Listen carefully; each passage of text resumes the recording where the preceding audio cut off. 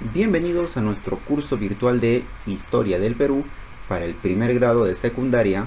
Les saluda el profesor Andy Ortiz Tomasto. Recuerda que la consigna de esta semana es: demuestro mi amistad compartiendo mis conocimientos. El día de hoy vamos a conversar brevemente sobre la cultura Sican, también llamada la cultura Lambayeque.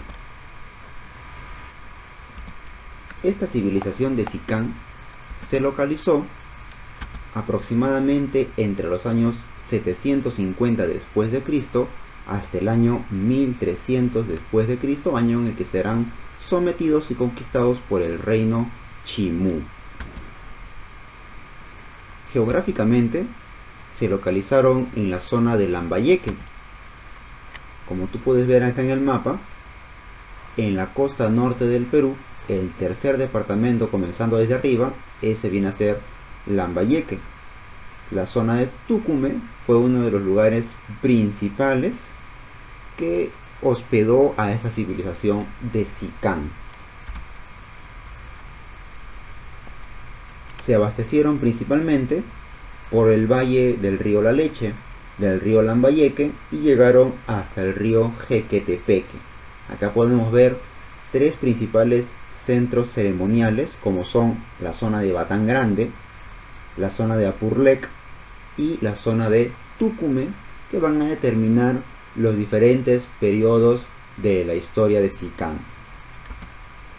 Esta cultura fue descubierta por el arqueólogo Izumi Shimada y fue estudiada ampliamente por este investigador. Sican tiene un origen mitológico respecto a un ser divino que vino cruzando las aguas y llevó civilización a toda esta zona norte.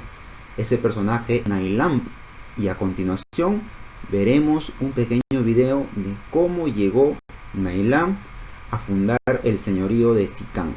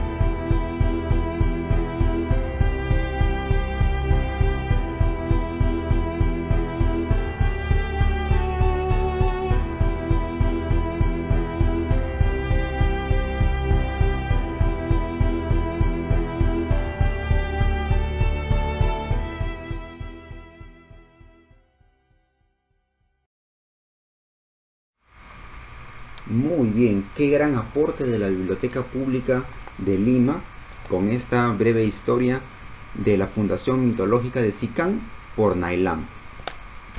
Conozcamos ahora su organización en el aspecto económico.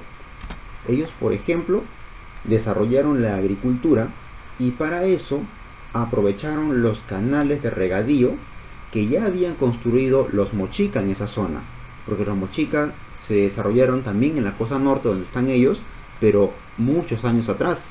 Entonces esos canales que aún seguían existiendo van a ser aprovechados por la cultura Sican.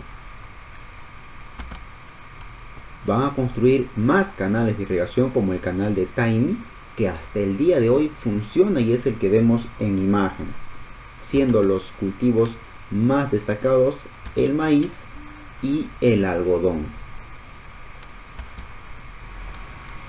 Además, practicaron el comercio de esta concha marítima llamada Spondylus. El Spondylus solamente era conseguido buceando en las partes del fondo del mar. Los Sicán fueron buenos pescadores, buenos buceadores y extraían este recurso para comercializarlo e intercambiarlo con otras civilizaciones.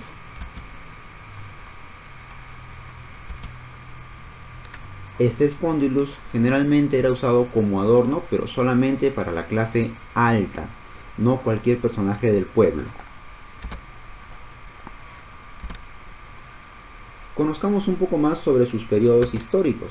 Así tenemos, por ejemplo, que se habla de un Sicán temprano o Sicán antiguo, que tiene una clara influencia de culturas anteriores como Cajamarca y la cultura Wari, y su centro ceremonial más importante se encontraba en Batán Grande. Luego de la decadencia de Batán Grande sigue una época llamada Sicán Medio, donde la cerámica ya tiene la simbología más precisa del señor de Sicán, además de Nailam, que también aparece en su cerámica, y acá el centro arquitectónico más importante es Sicán. Y por último, ante la decadencia de Sicán, surge la etapa llamada Sicán tardío, donde el centro arquitectónico más importante es Tucumé, y acá pues se trabaja otro tipo de cerámica un poco más oscuro y con manchas incluso. Respecto a su sociedad, tenemos que decir que se trató de una clase social jerarquizada. No había igualdad entre todos. Va a haber un rey o jefe de linaje que al principio fue descendiente de Nailam, una nobleza administrativa y los sacerdotes que no trabajan, solamente se dedican a asesorar a las festividades, etc. Los militares, que ya son constantes a partir de Nazca y Mochica, los diferentes tipos de artesanos, porque la civilización Sicán va a destacar no solamente en cerámica, sino también en orfebrería. Y finalmente el pueblo.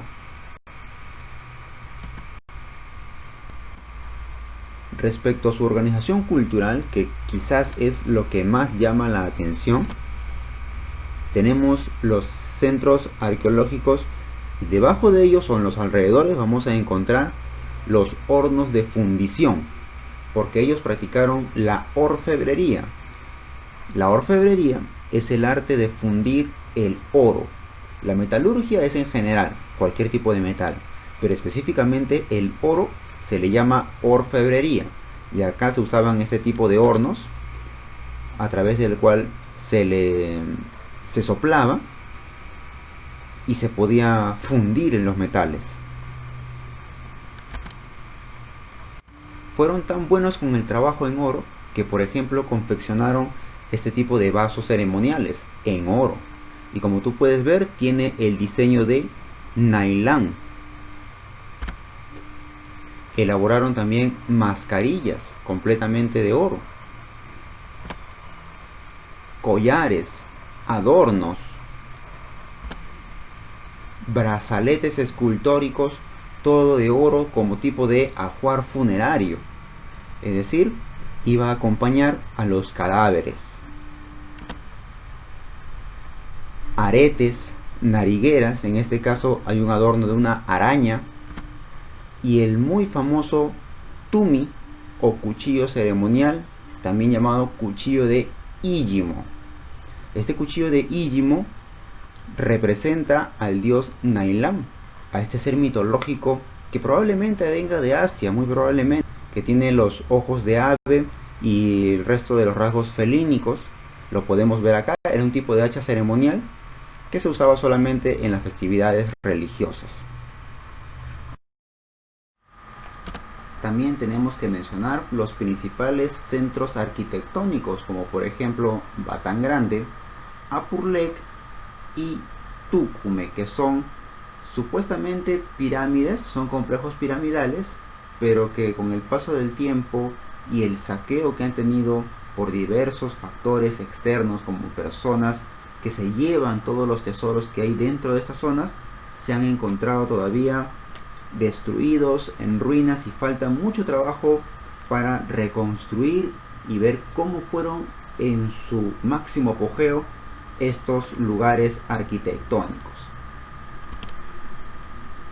En algunas zonas se ha estado ya escarbando meticulosamente y se ha podido ver estos frisos que supuestamente adornaban las paredes de las principales pirámides.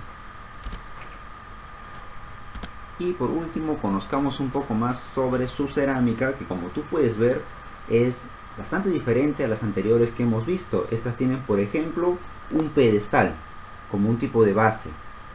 Son de forma globular, con dos picos largos y cónicos. No son rectos, sino que parece como si fuera un cono alargado, unidos por un azapuente. Mira, acá está el azapuente. Y principalmente son de colores negros con grises, o en todo caso crema con naranja, como es en este gráfico, ¿no? Acá podemos ver el popular negro con gris, que también tiene la misma forma, globular con su pedestal, dos picos unidos por azapuente. Son cerámicas típicas representativas de la cultura Xikang. Y no podemos olvidarnos del famoso Huaco Rey. El Huaco Rey es una cerámica con forma globular, con la imagen del dios Nailam como tema principal, y solamente un asa, con un solo pico. Este es el famoso Huaco Rey. Primera pregunta de nuestra autoevaluación nos dice: ¿quién es el principal estudioso de la cultura Xikang? ¿Será Luis Lumbreras, Julio César Tello o Izumi Shimada? Excelente. El gran estudioso es Izumi Shimada. La segunda pregunta nos dice: ¿cuál es la cerámica más representativa de la cultura Xikang? ¿Será el Huaco Rey, el Aríbalo o el Quero? Nosotros ya sabemos que el Quero es la cerámica propia de la cultura tiahuanaco. El Aríbalo aún no lo hemos trabajado, mientras que el Huaco Rey es la cerámica que representa a la cultura Xikang. Está quedando una tarea pendiente. Hay un documento que lo pueden descargar de la plataforma. Desarróllenlo, practiquen y estudien mucho, y nos encontramos la próxima clase. Hasta luego.